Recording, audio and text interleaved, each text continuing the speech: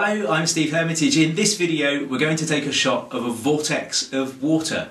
Now I've got my aquarium out of the garage, I've filled it up with water, and I think the very first thing we need to do, because I'm going to shoot through the side here of the aquarium, is to make sure that this panel of glass is really clean.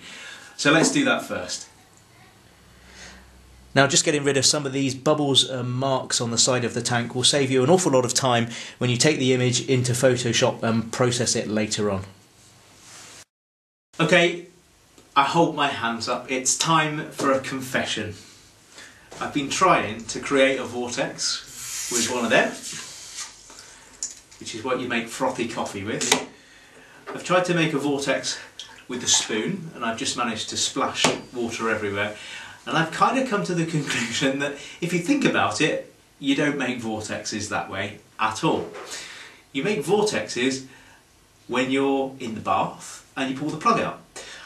When water drains through a hole at the bottom of the tank. Now I don't want to drill a hole in the bottom of my tank, and Mrs H will be very, very annoyed with me if I get water all over our dining room, which I have done before. So I've had a thought, and I've had a quick look actually on YouTube about vortexes, and there is actually an easy way to make a vortex. Here we go. The aquarium's now gone, and I'm going to create a water vortex by pouring water from one glass bottle to another. Now, the way I'm going to do that is by putting one bottle on top of the other, and I'm going to pour the water through a hole. And the hole is this small washer. The washer's going to go on top like that. This bottle is going to go over there. And I'm going to create a watertight seal by using just a bit of old shopping bag and some electrical insulating tape. So I'm going to stick that around there, and then we should be good to go.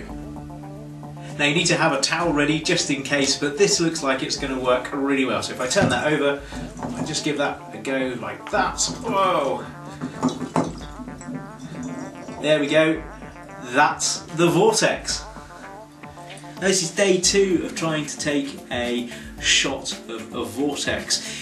Yesterday the upside down bottle contraption was really good fun to make, but unfortunately when I was taking those shots, the quality of the glass on a wine bottle, as you'd expect, is optically not perfect, and I was getting loads of distortions in the final image. So we're back to the whizzer here that I kind of showed you on the very first idea, but this time I have a glass vase.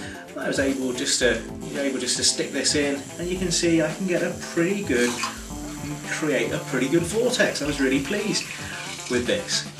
And this vase is a little bit better when it comes to the quality of the glass, so I'm not getting as many distortions. So I have managed to get a few vortex image shots, but I have also cleaned those up in Photoshop just to get rid of this that kind of appears in the shot, and also to get rid of some of the little bubbles as well. Now in terms of camera settings, my camera was kind of set up here to take the shot kind of down at an angle, and I was all on manual at 1/200th of a second on the shutter, f/16 and ISO 320. I've got a Canon speedlight here, it's a 580 EX2, and that's off camera using this off camera flash cord, and this is set on manual as well at 1/8 of a power. Now again, in terms of focus, I've used this trick before on some of the other videos. You can kind of auto-focus with your camera onto a point in the water just before you set all the shots, and then just flick over to manual focus on your lens, and then that will stop your lens trying to refocus during the shot. Well, this is a great fun project. It takes a little while to set up, but actually if you go straight in and you're using your whizzer and you use a vase, you'll probably take a lot less time than I did. So good luck with your vortex images.